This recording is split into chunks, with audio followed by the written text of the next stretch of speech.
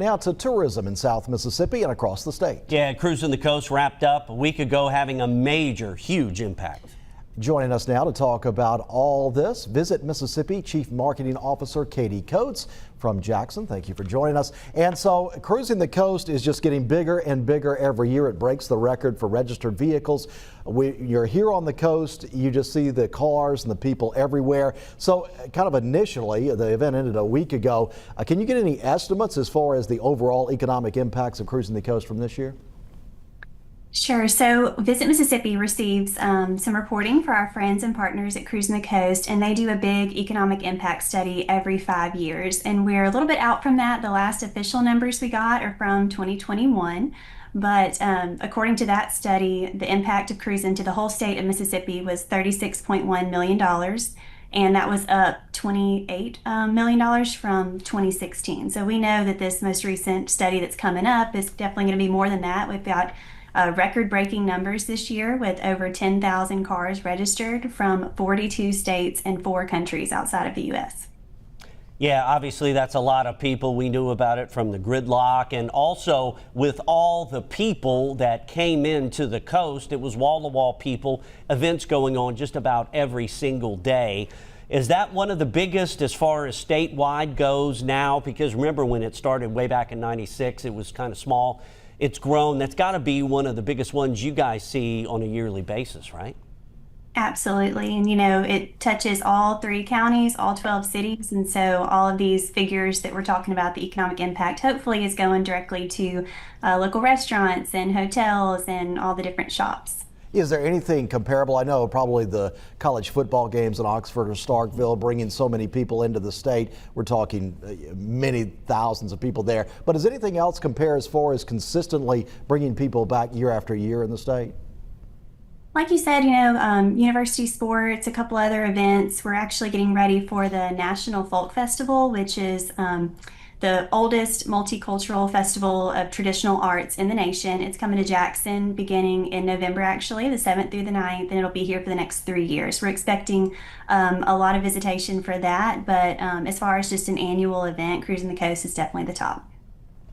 Yeah, that makes sense. We looked at some of the numbers that you sent us as far as each county, and you see each county having some type of event. Maybe it was regional, and then you see Harrison County with almost triple digits with millions of people and dollars coming in. So it's not only cruising, but there's other things here as well. This seems like a huge, obviously casinos too, but it's a huge economic driver. So I'm sure when those numbers come out, you look at that one to kind of see the pulse of things, I would suppose. Absolutely. And like you said, it continues to grow year over year. It's you know, obviously great, of course, with all this economic impact. That's a huge driver for Visit Mississippi, but we also love to see all of the positive news coverage that comes out of it outside of Mississippi, and all of the great word of mouth and people, you know, taking drives through the state when they're coming in and coming out, and then bringing that back home and talking about the great time they had in Mississippi, and you know, just all that positive sentiment that really helps Mississippi's perception, I would say. So a study you recently published, it looked at visitors to the state from the year 2024, and it says that 44 million visitors came into the state of Mississippi, and that resulted in a total economic impact of $18 billion. Where does the coast fit in this overall vision of bringing tourists into the state? That's right. So this is hot off the presses. Visit Mississippi issues an annual economic impact study that's commissioned by Tourism Economics, which is an Oxford economics company. And it just came out for the calendar year 2024. And along with that, it's broken down into lots of different methodology with county impact studies, credit card spending data, GPS location. And we know that coastal Mississippi is a huge portion of that. And they've got their own kind of broken down numbers. But we definitely see that the coast is contributing so much to those numbers for Mississippi, and events like Cruisin the Coast are a big part of that. Katie, from a statewide aspect, you know, we've got the casinos here. There's a lot of events happening just about all year round now. You have things in some of our other counties, like Hancock County. They have big with Stennis and some other things. Jackson County as well.